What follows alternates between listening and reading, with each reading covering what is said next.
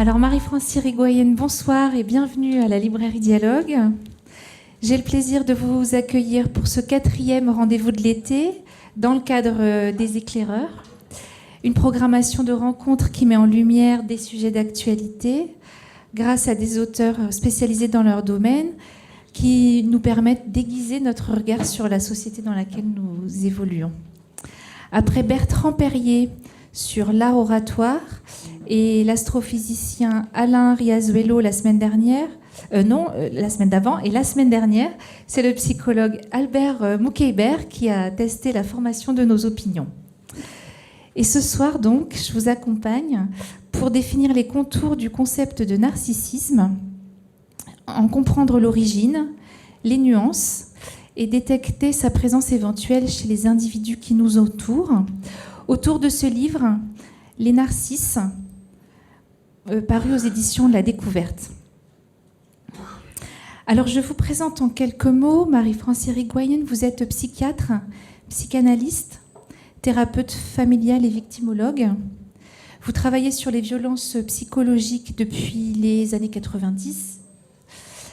Vous êtes membre de plusieurs conseils scientifiques et intervenez régulièrement auprès de grandes instances sur la question du harcèlement. Vous êtes l'auteur d'un essai marquant, Le harcèlement moral, la violence perverse au quotidien, publié en 1998, vendu à 450 000 exemplaires, traduit en 24 ou 26 langues, qui sera suivi de Malaise dans le travail en 2001. Vous avez également publié Femmes sous emprise, ou encore Les nouvelles solitudes, et Abus de faiblesse et autres manipulations.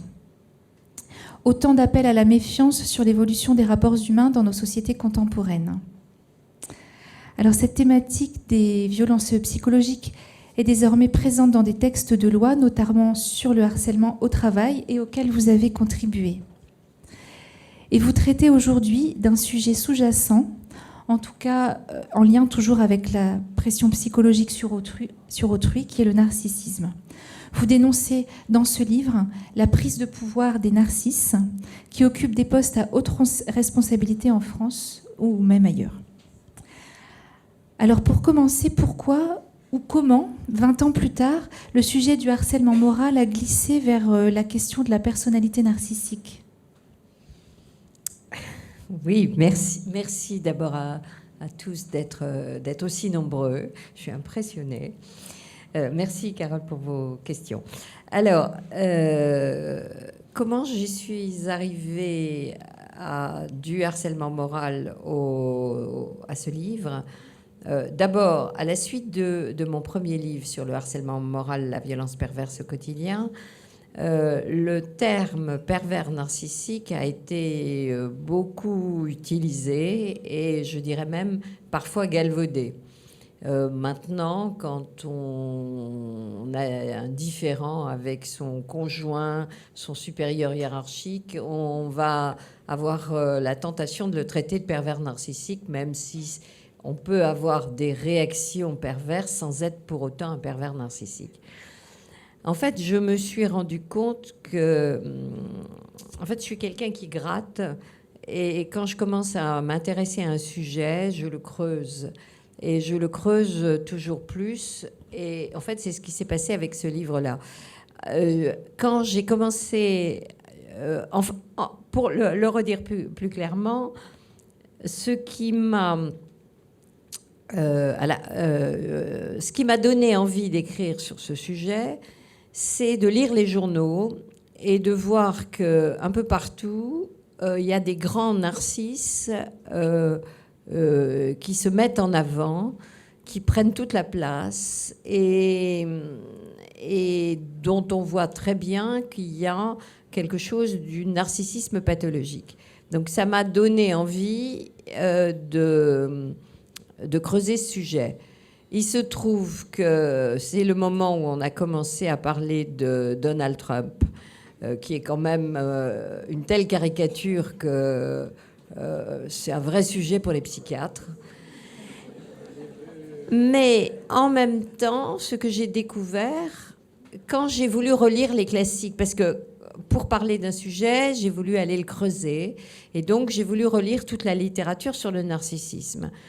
Et j'ai découvert qu'en France, à part des écrits psychanalytiques très théoriques, et moi je vulgarise beaucoup, donc en France, il n'y avait pas d'écrits sérieux qui creusaient sur le sujet du narcissisme pathologique, on va dire. Et donc, j'ai relu toute la littérature américaine, et là j'ai découvert que quand j'étais étudiante, j'avais déjà acheté tous ces livres et je les avais annotés. Ça veut dire que j'ai de la constance dans les idées. Je les avais annotés et que ce que je me disais à l'époque, quand j'étais étudiante en psychiatrie, continuait à m'intéresser. Donc j'avais envie de creuser un peu plus. Voilà, je réponds à votre question. Alors juste pour corriger un peu ce que vous avez dit, c'est pas le problème, c'est pas le narcissisme en soi. Le problème, c'est le narcissisme pathologique, parce que le narcissisme en soi, c'est pas une pathologie. Le narcissisme, c'est d'ailleurs le sujet du livre, qui est de distinguer le narcissisme sain, qui permet d'être bien dans sa peau, de savoir se mettre en avant, d'avoir conscience de sa valeur, tout en étant capable de déposer un regard critique sur soi-même. C'est-à-dire, je suis quelqu'un de bien, mais je sais que je pourrais m'améliorer là ou là. Là, c'est pas terrible, il faudrait que je fasse attention. Enfin, être capable de se remettre en question. Or, le narcissisme pathologique, c'est justement ne plus avoir ce regard critique sur soi, être tellement imbu de soi que l'on n'a plus ce regard critique et que du coup, on ne voit pas les autres. Donc c'est cette distinction qui m'a amenée à travailler ce sujet, on va dire. Effectivement, vous avez raison de commencer par cette définition. Donc le narcissisme n'est pas une pathologie, effectivement. Il est même important dès l'enfance. C'est ce que vous dites pour la construction de l'individu. Et c'est ce que vous appelez le narcissisme sain. Donc pour définir le narcissisme, quelle nuance doit-on distinguer ? Vous parlez dans votre définition essentiellement de narcissisme grandiose ou de narcissisme vulnérable. Ce sont les narcissismes pathologiques, ceux-là, ceux qui nous importunent en tout cas. Alors, juste un mot, mais je ne vais pas m'étendre sur des définitions psychanalytiques. Mais quand même, ce qui m'a intéressée, il y a un chapitre dans le livre, je vais faire la pub là, du livre.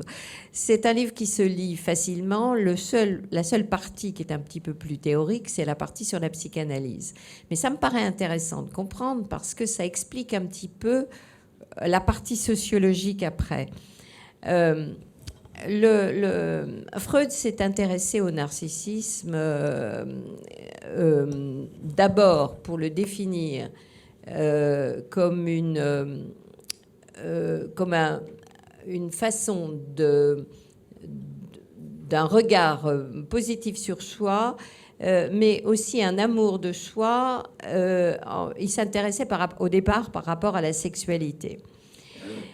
Assez rapidement, Freud s'est intéressé à considérer que le narcissisme était le développement narcissique était une étape dans le développement d'un enfant.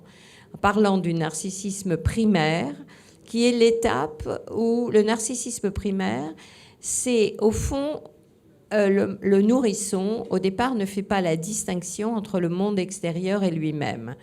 Il est le centre du monde. Il suffit qu'il pleure, sa mère arrive, ou la mère ou la personne qui s'occupe de lui, arrive, vient lui donner à manger, le changer, voilà. Donc il est le centre du monde. Ensuite, l'enfant le nourrisson découvre le monde extérieur. Il voit que d'abord sa mère n'est pas tout le temps là, on n'est pas tout le temps en train, il pleure et quelquefois ça ne marche pas. Et il découvre le monde extérieur, il s'enrichit du monde extérieur pour revenir à lui-même. Il fait des allers-retours entre la découverte du monde extérieur, qui vient l'enrichir, et lui-même, où il est à nouveau centré sur lui-même et petit à petit, on découvre le monde extérieur. Et plus, si on n'est justement pas dans le narcissisme pathologique, on est dans... on s'enrichit avec les autres et on découvre l'échange avec l'autre. Et on tient compte des autres. Alors, Donald Trump, justement, ce qui m'a beaucoup intéressé, c'est que les cartoonistes américains ont beaucoup décrit Donald Trump comme un gros bébé avec des couches et qui jouait avec un jouet comme un ballon, mais c'est le ballon en question, c'est le monde. Et en fond, si Donald Trump a été beaucoup décrit comme ça, vous pouvez les trouver sur Internet, toutes ces caricatures, c'est parce que Donald Trump est resté au stade du narcissisme primaire. Il est centré sur lui-même, voit pas le monde extérieur, et comme un gros bébé, il veut quelque chose, eh bien, il faut qu'il l'ait. Et quand il veut pas quelque chose, eh bien, il rejette le quelque chose. Alors, ce qui est intéressant, c'est que les psychiatres, les psychanalystes français, enfin les psychanalystes européens, à l'époque c'était surtout en Allemagne, se sont intéressés à Freud et ont suivi la théorie freudienne pour comprendre le narcissisme. Et au moment de la guerre, beaucoup de ces psychanalystes sont partis aux États-Unis. Et là, il y a eu un changement dans la conception du narcissisme qui était au départ pour Freud centré essentiellement sur la sexualité. Et les psychanalystes américains se sont beaucoup plus centrés sur le narcissisme comme... alors que Freud s'intéressait à l'amour de soi, les psychanalystes américains se sont beaucoup plus intéressés à l'estime de soi et ont considéré le narcissisme comme un moyen de s'adapter à la société, ce qui était contraire à la théorie freudienne. Et ce qui est intéressant, c'est qu'actuellement, il y a beaucoup de personnes, de psy, qui s'intéressent un peu partout, qui s'intéressent à l'estime de soi, à la confiance en soi, se valoriser, et qui font des thérapies qui sont beaucoup plus centrées sur se valoriser pour s'adapter à la société. Et ce qui est justement le contraire de moi, ce que j'essaie de dire, qui est que je ne crois pas que on puisse... Je ne crois pas que ce soit une bonne chose de s'adapter et de s'hyper-adapter à un monde qui réclame du toujours plus. Et c'est là où on arrive dans ce que j'ai pu dire sur les problèmes de société. Alors effectivement, au fil de cas cliniques que vous énoncez dans ce livre, on comprend que la question des narcisses a à voir avec le jugement de soi, le rapport à l'autre et donc, comme vous le disiez, l'estime de soi. Alors à quel travers précisément reconnaît-on une personnalité narcissique ?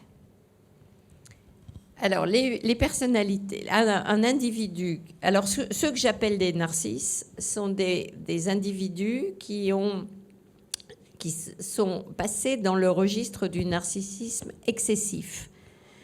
Alors, le narcissisme excessif, c'est que quand on est tellement centré sur soi que l'autre n'existe que parce qu'il vous apporte. Alors je prends quelques exemples d'hommes, par exemple, qui vont sortir avec des femmes, ce qu'on appelle des femmes trophées. Une femme trophée, c'est une femme très belle, mannequin, ou bien une femme très riche, ou bien une femme célèbre, et que donc ils se valorisent en étant avec cette femme-là. Au fond, cette femme-là, ils ne sont pas avec parce qu'elle l'aime, mais parce qu'elle l'aimait, elle leur apporte quelque chose en plus. C'est des personnes qui utilisent l'autre ou bien qui sont tellement centrés sur eux-mêmes qu'ils ne parlent que d'eux et ne tiennent absolument pas compte des autres. Alors, il y a, j'explique dans le livre, il y a les classifications, parce que ça vient des Américains aussi. On a on va le dire comme ça. Et maintenant, toutes les pathologies psychiatriques sont classées sont répertoriées dans le manuel de classification des maladies mentales, qu'on appelle le DSM, qui en est actuellement au numéro 5. Donc, dans le DSM-5, il y a le manuel, il y a le narcissisme pathologique, le trouble de personnalité narcissique. Le trouble de personnalité narcissique existe dans le DSM depuis le numéro 3. À l'origine, il était très centré sur la psychanalyse. Maintenant, il est très centré sur le narcissisme excessif qu'on appelle le narcissisme grandiose, dont Donald Trump est la caricature. Il coche absolument toutes les cases, abus de lui-même, a besoin que l'on parle de lui, a besoin de se valoriser, a besoin de... donc, si ça vous intéresse, vous regardez, il y a, la classification, puis il y a tout ce qui coche, tout ce qu'il a dit. Quand il a été élu, il a dit je vais réaliser des choses extraordinaires. Les gens que j'ai recrutés sont les meilleurs, etc. Et le monde va nous regarder. Au fond, les narcisses grandioses, parce qu'après j'expliquerai les autres classes de narcisses, mais les narcisses grandioses sont des personnes qui n'existent que dans le regard de l'autre. En fait, c'est pas simplement des personnes qui sont vantardes, qui ont besoin de se mettre en avant, vous en connaissez tous, des personnes qui ont pêché le plus gros poisson, qui ont réalisé des choses extraordinaires, qui ont des projets géniaux et ils ont... par exemple, j'ai une patiente qui connaît tout plein de gens célèbres parce qu'elle s'impose auprès des gens célèbres comme si elle les connaissait. Et du coup, les gens se disent je dois la connaître parce que comme elle s'impose. Et en fait, elle s'impose. Elle a même eu quelques ennuis avec une personne connue parce qu'elle était tellement envahissante que la personne a dit « mais je ne vous connais pas ». Bon. Mais ces gens-là, s'ils ont besoin d'en rajouter tellement, c'est qu'au fond, leur narcissisme est défaillant. C'est parce qu'ils ont une image fragile et même négative d'eux-mêmes qu'ils sont obligés de construire un mythe autour de ce qu'ils sont, de se valoriser, d'en rajouter. Parce que sinon, ils peuvent avoir le sentiment que leur narcissisme, que l'on va voir qu'ils sont rien, au fond. Parce que c'est basé sur du vide, c'est du creux. C'est un petit peu comme si leur narcissisme était bâti sur du sable et qu'ils sont en permanence obligés de reconstruire, d'en rajouter, etc. Alors, au début, ça marche quand on est narcissiste comme ça, parce qu'on se met en avant, on donne de soi une très bonne image, on sait se transformer pour donner de soi une image grandiose, justement. Et au début, ça marche. Puis assez vite, ça devient agaçant pour l'entourage, parce que quelqu'un qui parle que de soi, c'est pénible. Mais quelqu'un qui se met devant dans la photo, qui passe devant les autres, alors au travail, c'est quelqu'un qui s'approprie, par exemple, le boulot des autres. Alors les enfants sont ça. Les enfants disent « c'est moi qui l'ai fait ». Les enfants, on les aide à faire un dessin, ils vont dire c'est moi qui l'ai fait. Mais c'est normal parce que ce sont des enfants. Mais quand ce sont des adultes qui sont supposés travailler en équipe et qui s'approprient tout ce travail, au bout d'un moment, ça pose problème. Mais en même temps, comme tout ça c'est basé sur du creux, assez vite, ils sont amenés à tricher, d'abord à en rajouter, ensuite à mentir et ensuite à tricher. Et c'est là où on voit un petit peu ce qui s'est passé pour un certain nombre de personnes ou de situations où les personnes ont été amenées à magouiller pour rester au premier plan. Parce que rester au premier plan toute sa vie, c'est très difficile. Alors ça, c'est les narcisses grandioses. À côté de ça, il y a d'autres types de narcissisme qui ont été, eux, évacués du DSM-5, du DSM-5. Il y a les narcisses vulnérables qui sont plus difficiles à... qui sont d'un mode de fonctionnement plus complexe. Les narcisses vulnérables, il y a deux types. Il y a un type avec une estime de soi basse. Au fond, ce sont des personnes qui ont quand même... C'est moins grave, on va dire. Hein. Ce sont des personnes qui ont quand même conscience qu'ils ne sont pas tout à fait à la hauteur de ce qu'ils voudraient donner à voir. Et parce qu'ils ont cette conscience-là, ils vont être dans ce que nous appelons un faux self. Ils vont se donner à voir une image d'eux-mêmes qui n'est pas ce qu'ils sont.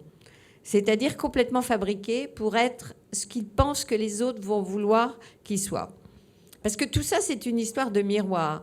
Je n'existe pas vraiment, mais je n'existe que dans le regard de l'autre. Donc, si je pense que les autres vont vouloir que je sois comme ci, comme ça, ils vont s'hyper adapter dans ce système-là.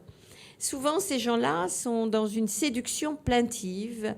Ils essaient de plaire tout en se posant un peu en victime. À côté de ça, parmi les narcisses vulnérables, on a un autre type qui est avec une estime de soi haute. Je pense que je suis le meilleur, mais que je suis injustement pas reconnu à ma valeur. Et que donc ces gens-là vont être plus dans un registre, ce que nous appelons sensitif, c'est-à-dire un petit peu parano, c'est-à-dire comment ça se fait que je ne sois pas au premier plan de la photo. C'est pas juste parce qu'avec tout ce que j'ai fait, je devrais être au premier plan de la photo. Et donc, ils sont dans quelque chose qui est un peu plus quérulent. Et ce que j'ai pu voir, c'est que dans beaucoup d'histoires de harcèlement sur Internet, vous savez, du harcèlement sur les réseaux sociaux, très souvent, ce sont des personnes qui se sont senties pas considérées à leur juste valeur et qui se vengent de cette façon. Et la dernière catégorie de narcisses pathologiques, ce sont les pervers narcissiques, qui effectivement, il y en a. Et les pervers narcissiques, alors il n'y en a pas autant qu'on tente à le dire, mais réellement, il y en a certainement plus actuellement. Et justement, une des critiques que j'avais eues de mon premier livre, c'était la seule critique vraiment qu'il y avait de mon premier livre était il n'y a pas tant de pervers narcissiques que ça. Et en creusant, je pense qu'il y en a plus qu'il n'y avait autrefois. Et ça tient à ces changements de société dont je parlais. Effectivement, l'évolution de la société est au cœur du développement même des recherches autour de la question du narcissisme.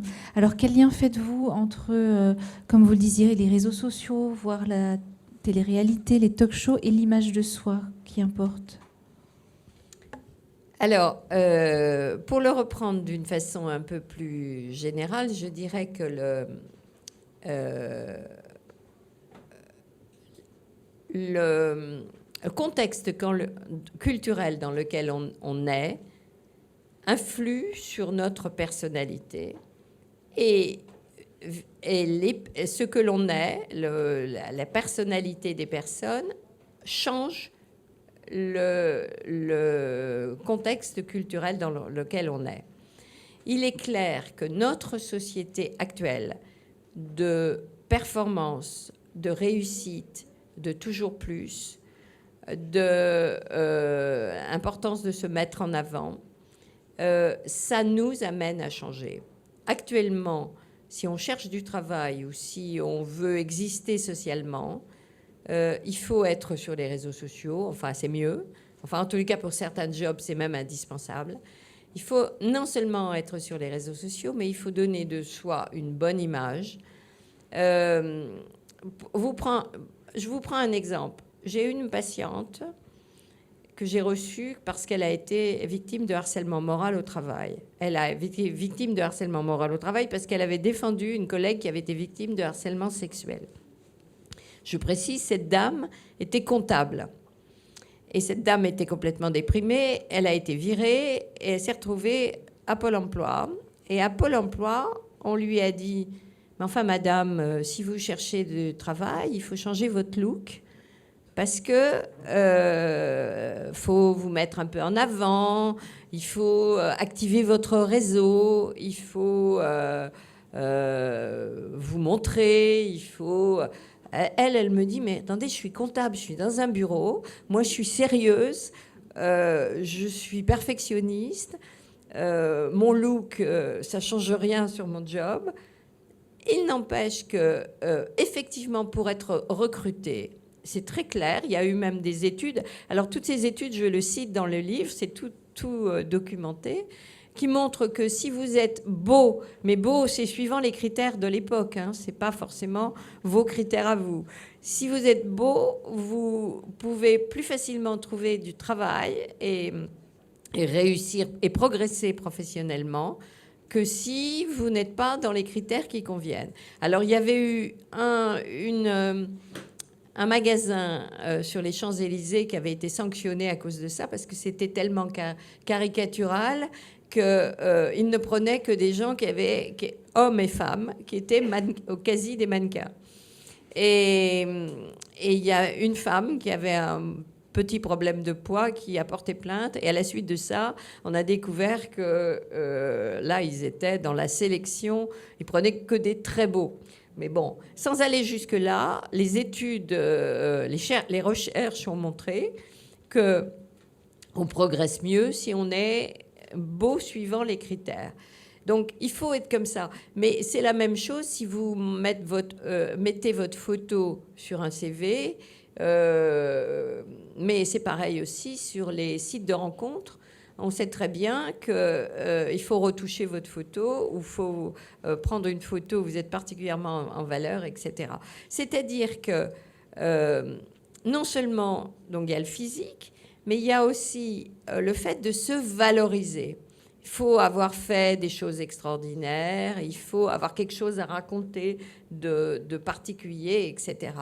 Donc, ce monde-là nous change. Ça nous amène à devenir... on devient tous plus narcissiques que les générations d'avant. Et parce qu'on devient tous plus narcissiques, ça transforme la société. Nos enfants seront plus narcissiques que nous. Et donc, la société devient de plus en plus narcissique. Aux États-Unis, il y avait eu un livre qui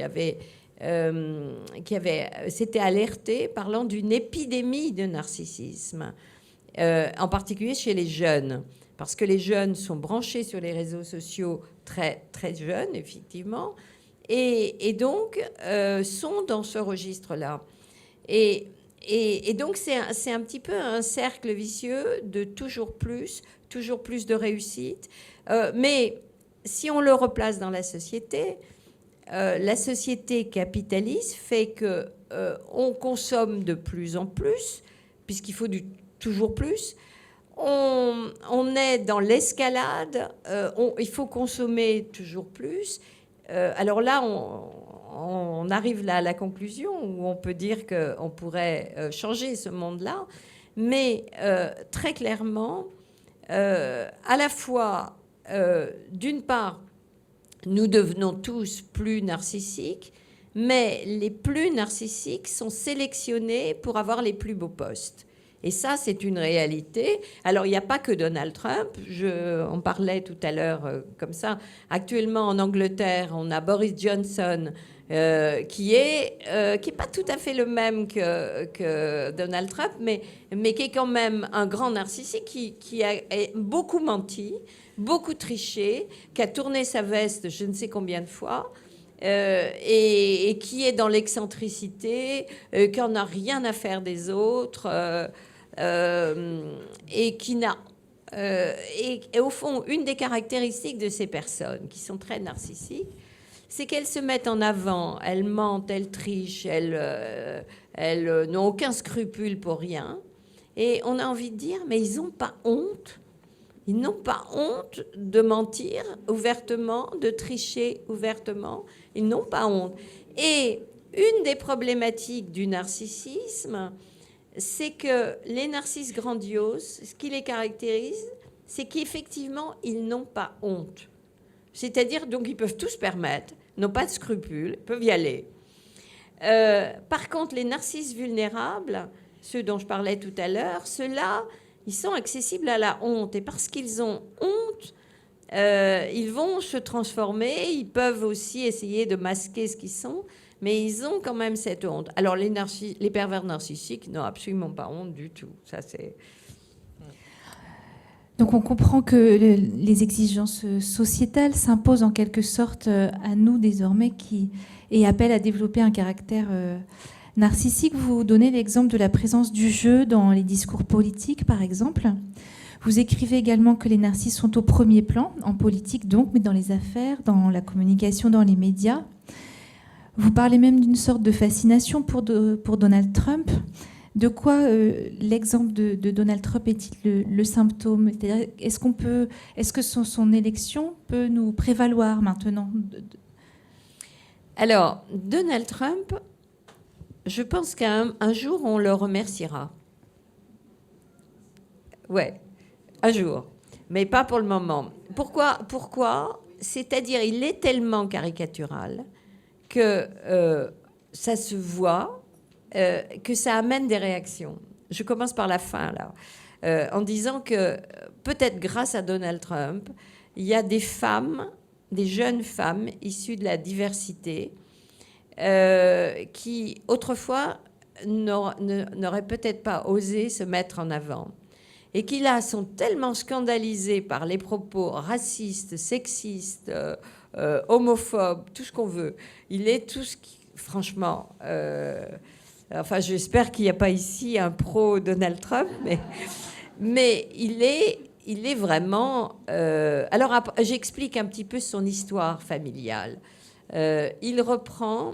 En fait, il règle des comptes avec son histoire familiale. Mais il est à un tel degré de pathologie qu'il ne se remet absolument pas en question et il se remettra, lui, jamais en question. Je précise une chose, c'est que quand même... Donald Trump, il est dans la revanche. Et entre autres par rapport à Obama. Parce que le vrai truc pour lequel il s'est... la raison pour laquelle il s'est présenté aux élections, c'est que lors du dîner des représentants de la presse, des journalistes américains, c'est tous les ans, il y a un dîner du président avec tous les journalistes. Et il est de tradition qu'on plaisante beaucoup et que le président se moque un petit peu des personnes qui sont là.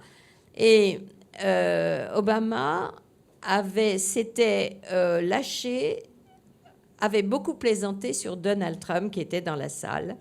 Parce que Donald Trump avait mis en doute l'origine, la naissance d'Obama. Il avait dit que, au fond, Obama n'était même pas américain à la naissance, ce qui était faux et qui a pu se prouver, bien sûr. Mais à partir de là, Obama s'était moqué de Donald Trump. Et en sortant de ce dîner...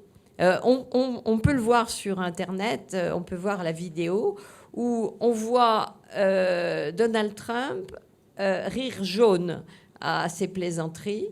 Et en sortant, il aurait dit que la seule solution, c'était « il verra bien quand je serai président de la République ». Et en fait, pas président de la République, président des États-Unis. Il verra bien quand je serai président des États-Unis. Et en fait... on a pu voir que la première chose qu'a fait Donald Trump quand il s'est présenté, c'est de régler des comptes et de supprimer tout ce que Obama avait mis en place. C'est-à-dire que je suis le meilleur, je vais montrer alors il l'a dit d'ailleurs, tout ce que je dis, c'est pris dans tout ce qu'il a pu dire officiellement. Alors dans ses tweets, il s'est lâché, mais c'était « Je vais leur montrer que je suis le meilleur président des États-Unis qui aura jamais existé, que tout ce que je vais faire, ça va être génial, grandiose, et que, etc., etc., dans la surenchère. Alors, la vraie question, c'est pourquoi on a élu quelqu'un comme ça. Eh bien, on a élu quelqu'un comme ça parce qu'il a fait des belles promesses, tape à l'œil, des belles promesses dont il savait que ça tenait pas la route. Mais il est allé titiller le côté pervers ou bien raciste, ou bien... il est allé titiller la partie, on va dire, la moins glorieuse de ce que l'on est. On a tous, au fond de soi, une petite part perverse ou une petite part jaloux, envieux, ou bien un peu misogyne, ou bien un peu je ne sais quoi, que souvent, qui n'est pas forcément révélé, mais lui, par ses écrits, ses tweets où il s'est lâché, il est venu exciter ce quelque chose chez les personnes, chez ses électeurs. Et à partir de là, il a pu séduire des personnes qui, elles, ne sont pas forcément racistes, sexistes et tout ça, mais qui ont quand même une petite part en eux qui a pu marcher comme ça. Alors, vos exemples sont presque exclusivement masculins. Vous évoquez Donald Trump, Jérôme Cahuzac, Alain Delon, Zlatan Ibrahimovic, Alexandre Benalla, on en parlait tout à l'heure. Le narcissisme est-il une question de genre ? Alors oui, les études, pas tout à fait complètement, mais alors c'est pareil, il y a beaucoup de recherches qui ont été faites. Les études ont montré que les hommes sont beaucoup plus narcissiques que les femmes. Alors, sur différents registres, tout ce qui est registre pouvoir, tout ce qui est registre arrogance, les hommes sont beaucoup plus narcissiques. Sur le plan de l'esthétique et du physique, les femmes sont... Ça dépend des pays, mais les femmes, parce qu'il y a des enquêtes qui ont été faites dans différents pays, les femmes sont à égalité avec les hommes. Moi, je tente à penser que c'est quelque chose qui va changer avec la montée des femmes, parce que jusqu'à présent, les femmes n'avaient pas des positions de pouvoir. La plupart, là, ça commence à bouger un peu, mais les femmes n'avaient pas des postes importants. Les femmes ne pouvaient pas tellement espérer être au premier plan. Donc, je crois que la société nous a a fait que les femmes sont moins narcissiques. C'est clair. Mais ça va changer. Mais ce qui est intéressant aussi, c'est que, pour revenir au fait que l'on est plus ou moins narcissique en fonction de la culture, il y a des études qui ont été faites en Allemagne de l'Est, Allemagne de l'Est et Allemagne de l'Ouest, avant la chute du mur de Berlin. Très clairement, en Allemagne de l'Est, à ce moment-là, il n'y avait quasiment pas de narcissisme pathologique. C'était exceptionnel. Avec la réunification de l'Allemagne, il y en avait beaucoup plus du côté Allemagne de l'Ouest. Et avec la réunification, ça s'est normalisé, on va dire.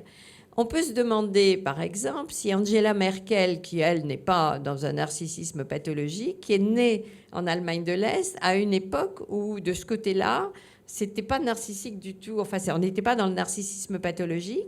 Et au fond, c'est en train de changer.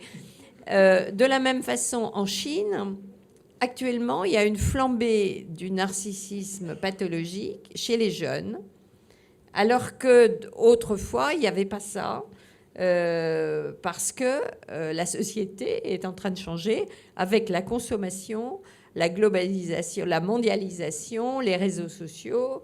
Il y a une flambée de jeunes. Autre chose en Chine, il y a eu toute la politique de l'enfant unique qui a fait que les enfants ont été élevés comme des enfants rois. Et donc, ça fait toute une génération de jeunes qui sont dans le registre narcissique pathologique. Enfin, alors, juste quand même pour préciser, entre le narcissisme sain et le narcissisme franchement pathologique, genre Donald Trump, il y a ce qu'on appelle le narcissisme infraclinique, qui sont des personnes qui sont trop narcissiques, mais ça reste supportable, enfin si on les supporte. Par contre, que des jeunes soient narcissiques, c'est normal. Il y a un âge où on est normalement narcissique, puis ça... normalement, avec la vie, on apprend qu'on n'est pas le centre du monde, qu'on n'est pas un dieu sur Terre, sauf le footballeur là, Abramovich, qui lui a clairement dit qu'il était Dieu et que bon. Mais là, on peut même se demander si c'est pas du délire. Mais enfin, ça c'est autre chose. On arrive à la question de l'éducation, en fait, qui est au cœur de votre étude aussi. Enfin, la construction du moi en découle, en fait. Quel est le rôle du parent ou la place à accorder à l'enfant pour positionner finalement le curseur du narcissisme au bon endroit? Alors, si on remonte à la théorie freudienne, Freud considérait que le narcissisme pathologique, et les premiers psychanalystes considéraient que le narcissisme pathologique provenait d'une défaillance dans la construction du narcissisme sain chez un enfant. C'est-à-dire des enfants qui auraient été maltraités ou pas respectés ou malmenés dans la première enfance. Aussi des enfants qui auraient été placés en position de toute puissance à l'âge où ils devraient être dans la construction du narcissisme secondaire.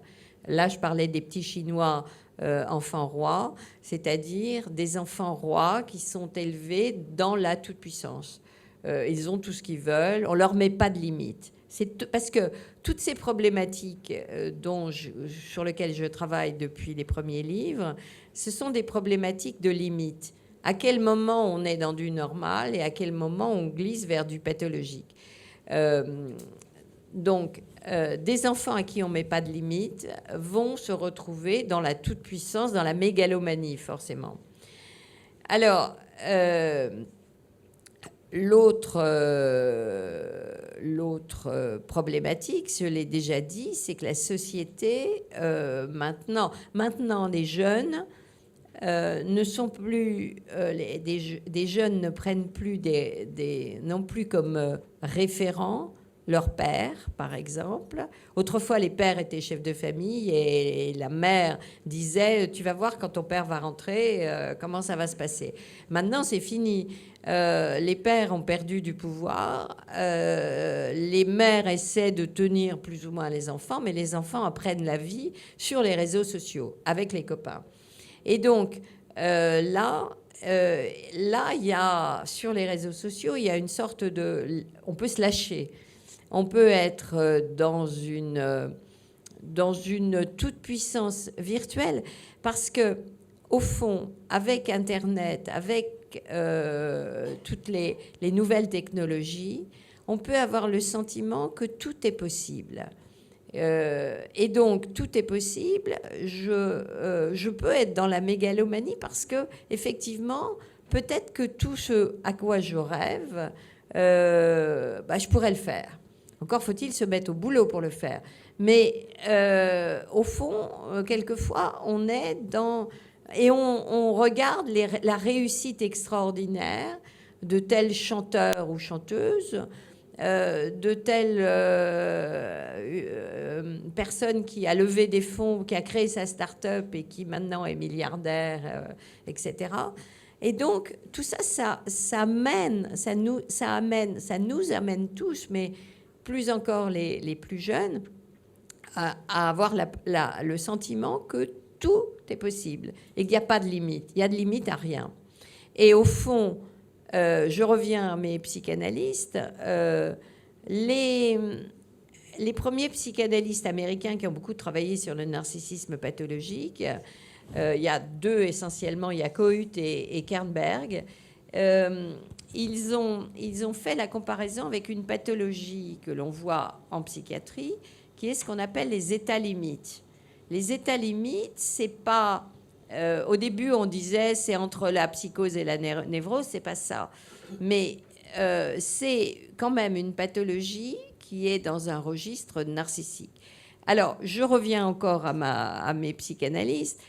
Moi, quand j'ai débuté, je recevais des patients, en tant que psychanalyste et psychiatre, je recevais des patients névrosés qui avaient des conflits intrapsychiques, qui se parlaient de papa, maman, qui s'intéressaient, qui doutaient d'eux-mêmes, qui se questionnaient. Et nos thérapies étaient sur un questionnement.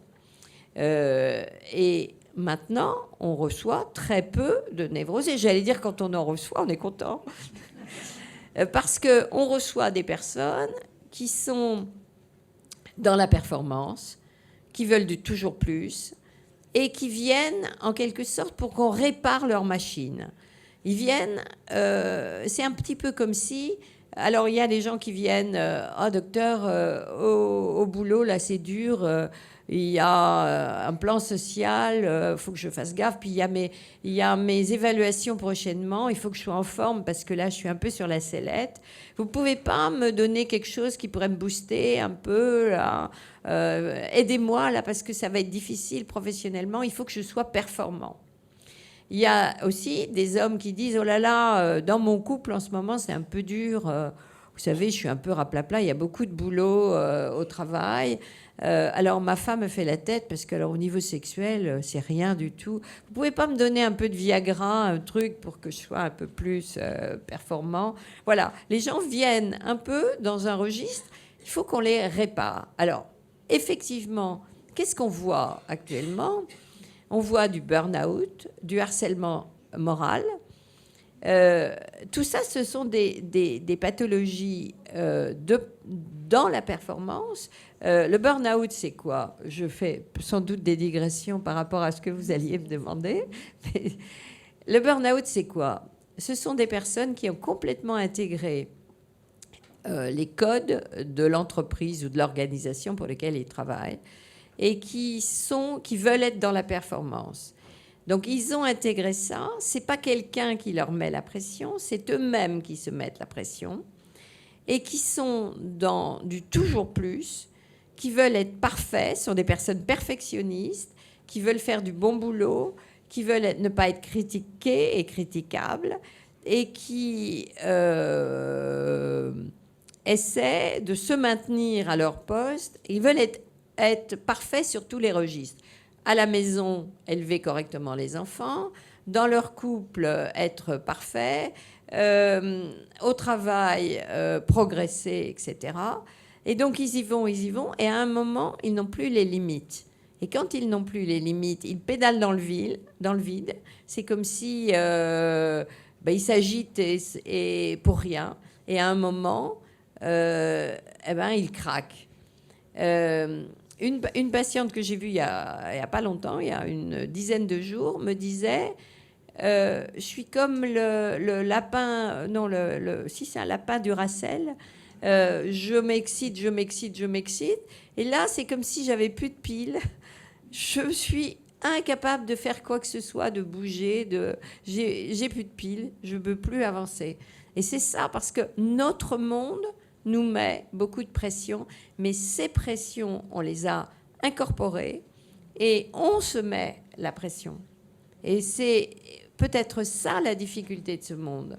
Alors, c'est aussi ce qui explique que quand on n'y arrive plus, on triche, on se met en avant de façon un peu artificielle parce que on a l'impression qu'on n'est pas à la hauteur des exigences qu'on sait soi-même donner. Non, pas du tout, parce que je reviens simplement à la place des jeunes, ou en tout cas le comportement qu'on peut observer chez les jeunes.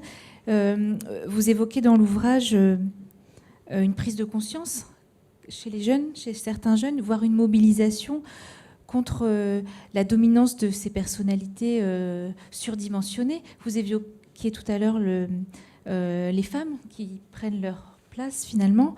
On est sur la bonne voie, en quelque sorte. Oui, alors moi, est-ce suffisant? Ce que je vois, je décris un monde, finalement, on pourrait penser que ce que je décris, c'est un peu sombre. Mais ce que je vois, c'est que beaucoup de jeunes réagissent par rapport à ça. J'entends beaucoup de jeunes, je précise des jeunes éduqués et diplômés, qui disent « Non, mais on ne veut pas faire comme nos parents, on ne veut pas perdre notre vie à bosser autant que nos parents. Et donc, on veut bien bosser, mais si on rentre dans une entreprise, on exige une qualité de vie, on exige ceci, cela. Mais encore une fois, on peut exiger c'est parce qu'on a les moyens d'exiger. Ça veut dire que on a un diplôme, on a une compétence, et donc on peut se permettre d'exiger. Mais beaucoup de jeunes ne veulent plus du toujours plus. Je constate que beaucoup de jeunes sont dans un registre que je qualifierais de décroissance, ne veulent pas acheter des choses, de plus en plus d'objets. Ils louent quand ils ont besoin. Ils ne veulent pas accumuler comme le faisaient leurs parents. Et ils ne veulent pas non plus, sauf ceux qui veulent devenir très très riches et avec leur start-up qui va faire qu'ils vont être millionnaires rapidement. Beaucoup de jeunes sont dans un registre beaucoup plus préoccupés par la planète, par des préoccupations beaucoup plus sociétales, mais singulièrement, c'est pas à un niveau collectif général que ça se passe, mais à des niveaux de petites bulles de personnes qui pensent comme eux. C'est-à-dire que autrefois, il y avait des grands mouvements sociaux avec des syndicats où les personnes pouvaient avoir des démarches collectives. Actuellement, c'est beaucoup plus des démarches individualistes de personnes qui se regroupent pour faire avancer dans un domaine particulier. Alors, ça peut être l'écologie, ça peut être autre chose, mais ils agissent, mais dans des plus petits groupes. Ce qui est intéressant, c'est que effectivement, ils sont pas ils refusent la performance à tout prix, la croissance à tout prix, la compulsion de consommation, et donc quelque chose se met en place. Et je pense que notre monde va changer avec la très jeune génération. Je pense que nous, les vieux, on prend conscience de cette problématique quand il y a des scandales. Alors, les scandales, c'est quoi ? On a vu, par exemple, avec les moteurs des voitures allemandes qui avaient triché. Pourquoi ils ont triché ? Parce qu'il fallait rester les meilleurs dans la course au profit. Et donc, certains ont été pris, mais ne rêvons pas. La plupart ont triché. On le voit avec certains scandales de personnes qui ont fait du profit, etc. Et en fond, on ne prend conscience des dérives que quand ça devient trop visible. Et au fond, je pense que les jeunes ont moins d'illusions que les générations d'avant sur le devenir de ce toujours plus et de cette croissance sans fin. Merci Marie-France Hirigoyen pour cet essai, tout aussi frappant que celui sur le harcèlement moral certainement, parce qu'il enseigne sur la place de l'individu dans nos sociétés. Vous y retracez l'évolution du concept de narcissisme, de Freud, comme vous le disiez, aux dénonciations de type affaire Weinstein ou celle que vous venez d'évoquer. Vous détaillez le profil de Donald Trump et d'autres hommes de pouvoir, ceux qui nous gouvernent, voire nous emploient. Mais vous n'omettez pas de noter effectivement ces expériences plus créatives ou en tout cas qui contribueraient à réinventer un rapport à l'autre. Autant de questions donc que je vous invite à découvrir dans ce livre, Les Narcisses, qui nous éclaire. Cette soirée n'en était qu'un aperçu rapide. Je vous remercie pour votre présence et je vous donne rendez-vous la semaine prochaine. Nous accueillerons Christian Gaulier, économiste de l'environnement, pour aborder l'urgence climatique, la responsabilité des citoyens face au changement à opérer, les solutions... C'est la suite. Hein. C'est la suite, oui. Les solutions économiques concrètes qui contribueraient à préserver l'avenir de tous. Donc effectivement, on en fait une transition aujourd'hui. Je vous remercie beaucoup de votre présence nombreuse. Je vais vous passer la parole, bien sûr, pour les questions à Marie-France Irigoyen et qui seront suivies d'une séance de dédicace. Je vous passe le micro donc pour les questions.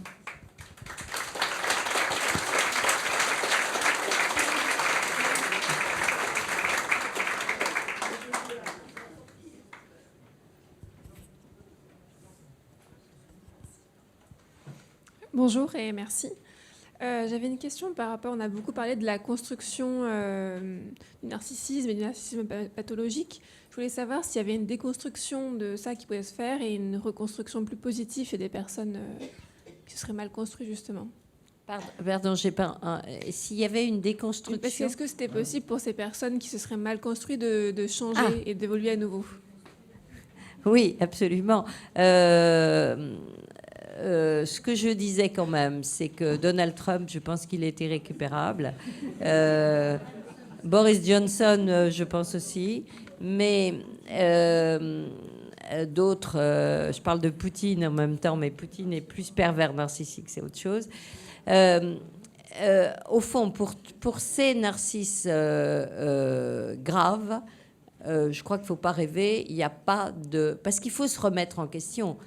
Et moi, ce que je vois, c'est que la chance que peuvent avoir ces gens-là, c'est de se casser la figure une fois dramatiquement.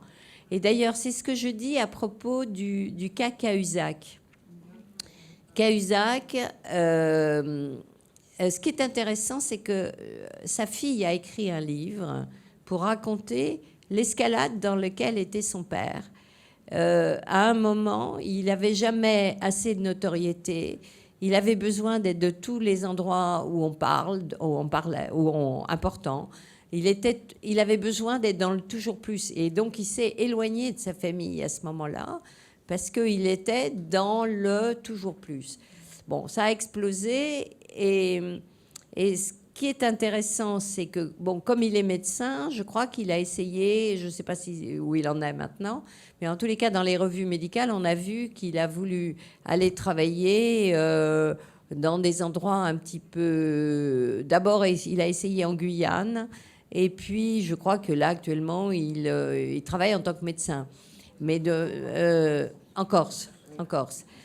Mais ce que je disais, je ne sais pas ce qu'il est devenu, mais je disais c'est sans doute une chance pour lui et sa famille peut-être, de redevenir, entre guillemets, normal. C'est-à-dire de retrouver de la modestie, de travailler sur lui, de se remettre en question. Et je tente à penser que oui. Mais ça veut dire que sans doute... il faut déjà se remettre en question. Alors, se remettre en question, moi, ce que j'ai vu, les personnes qui se sont remises en question ont toujours été des personnes qui, à un moment, se sont pris une grande claque et, du coup, ont commencé une thérapie et ça a marché. Mais, encore une fois, ça dépend à quel degré on est.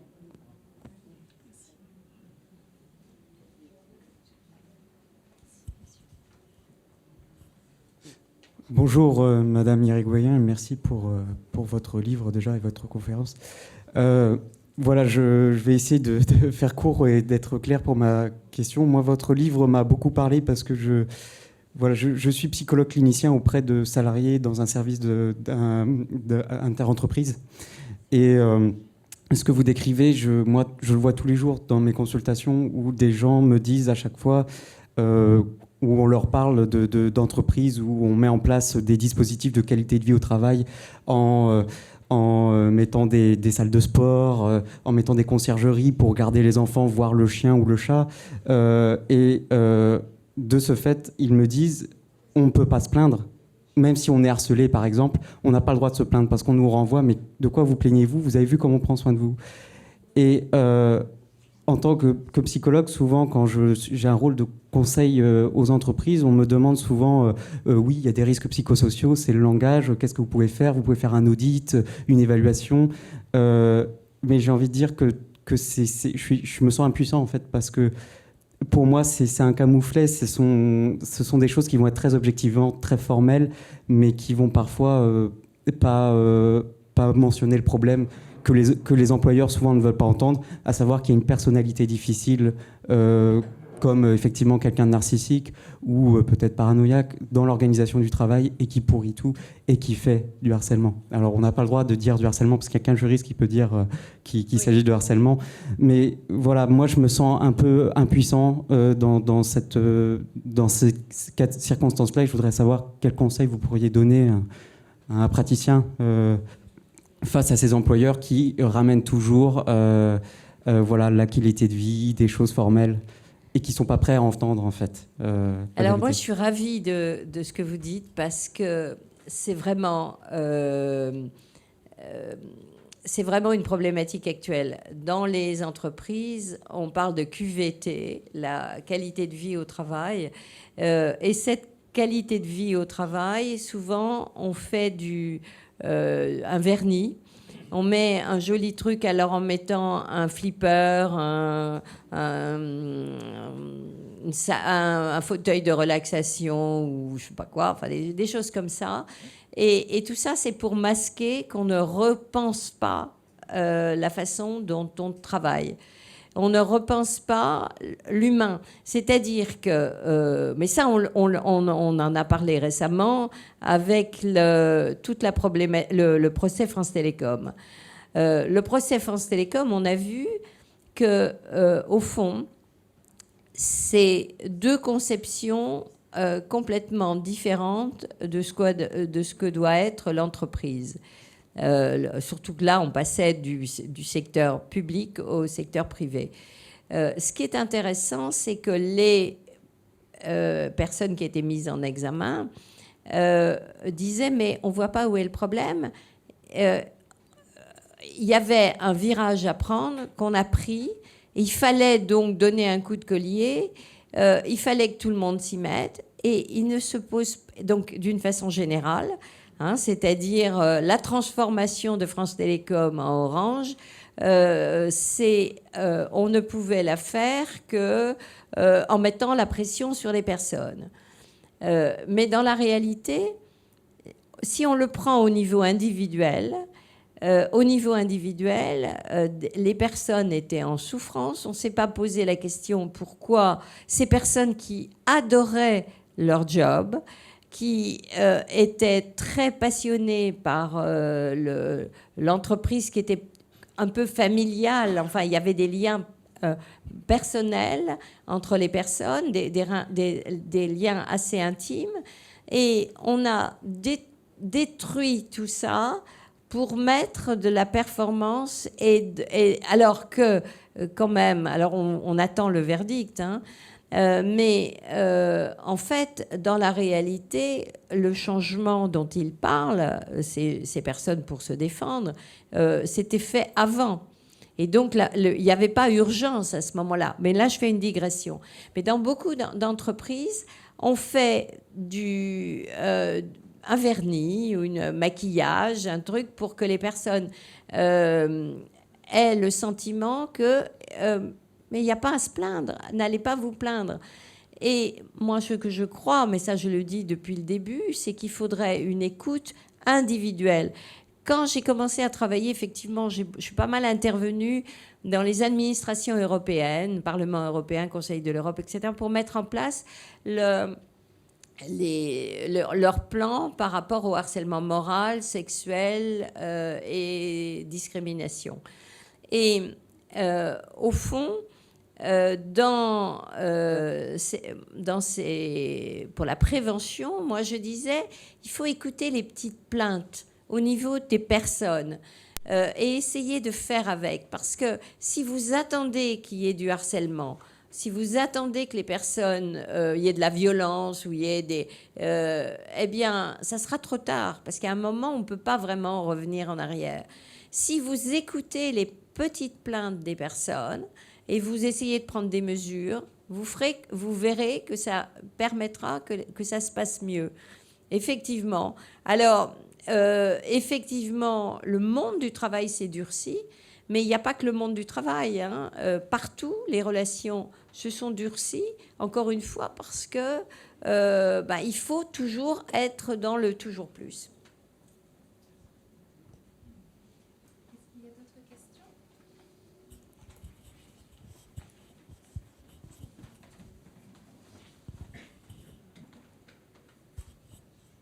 Bonsoir. Donc, si j'ai bien entendu ce que vous disiez, pour éviter le burn-out, il faut savoir placer le curseur du lâcher-prise. Ça, c'est un premier point. Et une curiosité personnelle, qu'est-ce que vous pensez du cas tapis, si toutefois il y a un cas tapis ? Bernard Tapie. Ah, Bernard Tapie.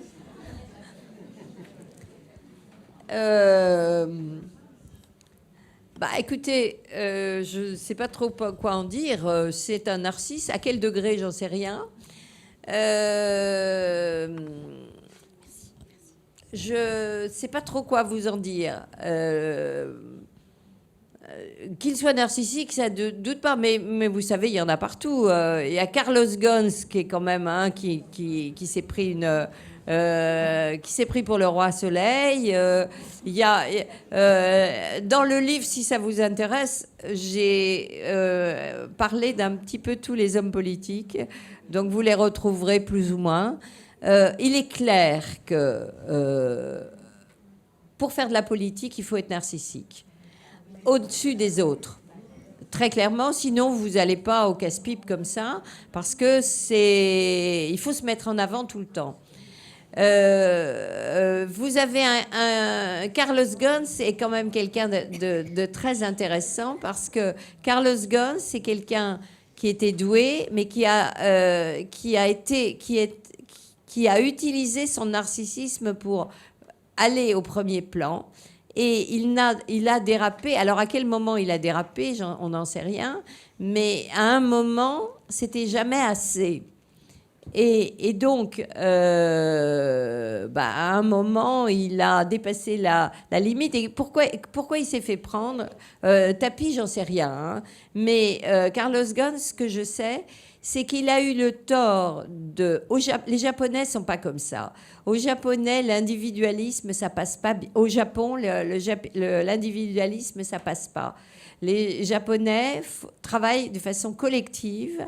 Et Carlos Ghosn a essayé de le jouer individuel dans un monde qui est collectif. Avec alors eux, les Japonais, ils ont vraiment la culture de la honte. Hein. Et donc, au Japon, ce qui passait en France, ce qui aurait passé en France ou dans d'autres pays, aux États-Unis, ça passait pas au Japon. Alors Tapie. Ce que je disais au début, les narcisses, dans un premier temps, sont séduisants. Alors, à quel moment ils franchissent la ligne et qu'ils deviennent... on est dans le pathologique, c'est difficile à savoir. Tapie, je ne sais pas. Mais il y en a d'autres.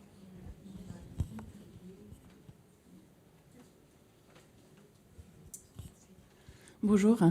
Tout à l'heure, vous avez parlé de la honte et que les pervers, en fait, narcissiques, enfin les narcissiques, ne le ressentent plus. Et je sais qu'il y a les études qui ont été faites, comme quoi que même les animaux, ils ressentent en fait cette émotion. À partir de quel moment, justement, on est déconnecté de ça? Parce que si c'est une émotion qui est propre à nous tous, en fait, À quel moment, justement, on ne le ressent plus? Oui, ça c'est une bonne question. Ce que je crois, c'est que les narcisses pathologiques, alors je l'ai dit tout à l'heure, les narcisses vulnérables sont très, au fond, ils sont en permanence en train de se reconstruire pour échapper à la honte qu'ils ont par rapport à l'image d'eux qu'ils n'arrivent pas à atteindre. Mais les narcisses grandioses, comme Donald Trump, se sont mis une barrière complète pour ne pas ressentir la honte. C'est-à-dire, ils sont au-delà de la honte. Et donc, la honte, elle est derrière, au fond, mais elle est tellement enfouie qu'ils l'ont complètement escamotée. Ils ont également escamoté les scrupules, les remises en question, etc.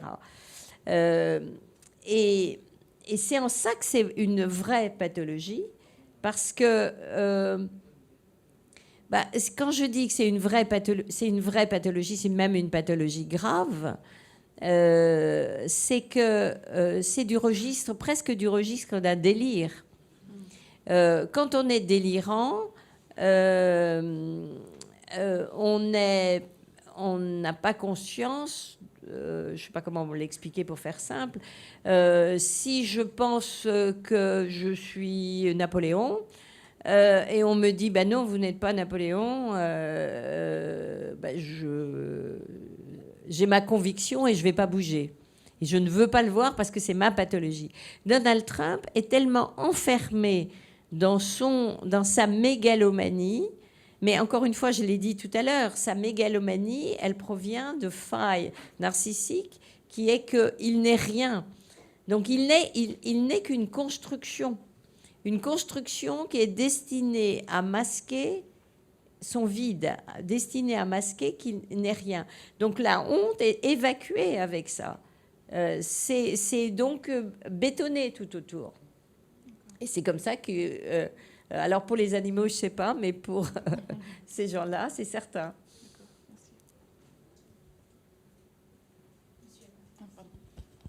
Bonsoir. Donc j'ai découvert, là, après avoir lu tous vos bouquins sur le harcèlement moral et vos interventions ici et là, un concept qui m'a beaucoup étonné, c'est le concept de toxique, des personnes qui sont toxiques pour l'organisation dans laquelle ils sont.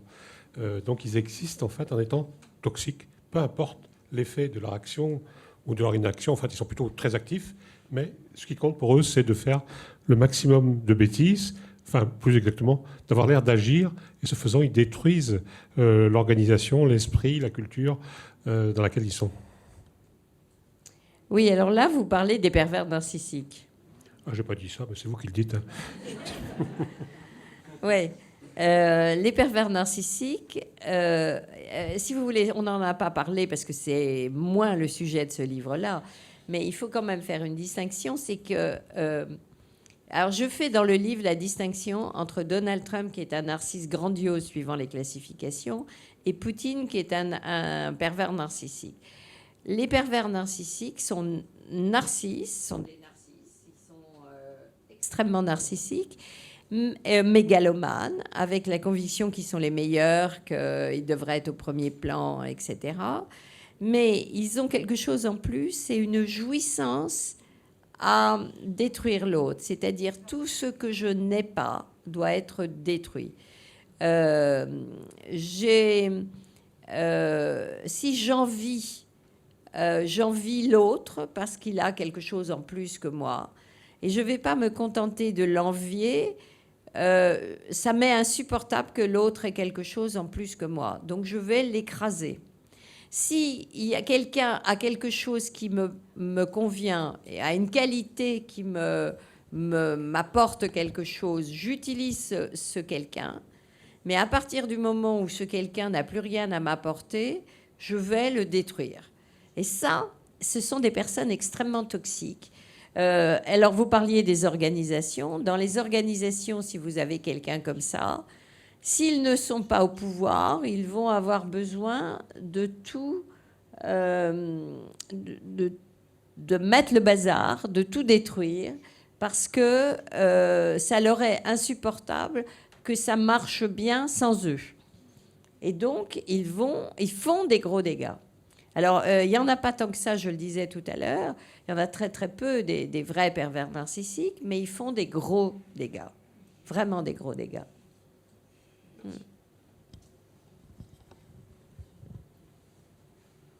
Une dernière question peut-être, et puis on va conclure.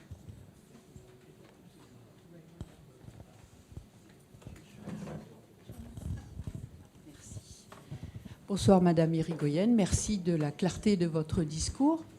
Je voudrais poser une question un petit peu critique. Où placez-vous la frontière entre le narcissisme pathologique et la maladie? Parce qu'enfin, si je suis narcissique en raison de mon sexe, de mon genre, de la société qui me rend comme telle, d'un capitalisme productiviste qui me rend aussi narcissique, quelle est ma part de responsabilité et jusqu'à quel point est-ce qu'on peut m'imputer des comportements répréhensibles et toxiques? Alors, vous Merci. savez que c'est une très bonne question parce que ça a occasionné beaucoup de débats et qu'aux États-Unis, ça a été tout le dégât, les débats qu'il y a eu chez les psychiatres américains lorsqu'on est passé du DSM-4 au DSM-5. La question était, est-ce que le narcissisme pathologique, est-ce que le narcissisme excessif est encore une pathologie, puisque la moitié des Américains, ou même une grande majorité des Américains, sont narcissiques de façon pathologique. Et c'est une vraie question. Où est la frontière de la pathologie ? Alors moi, j'aurais tendance à dire, ma réponse à moi, c'est si tout le monde nous avons tous une maladie pulmonaire, un virus ou un microbe qui fait que nous toussons tous parce que nous avons une pathologie, même si la moitié de la population tousse à cause de ça, ça reste une pathologie. Ça, c'est ma position. Mais il y a un psychologue américain qui a écrit dans le New York Times une réponse que j'ai trouvée absolument géniale. Il a dit, mais c'est le pire qui peut arriver à un narcissique d'être rayé du DSM-5 et de ne même plus être dans les livres, puisque c'est plus une pathologie. Et ça, j'ai trouvé que c'était la vraie réponse.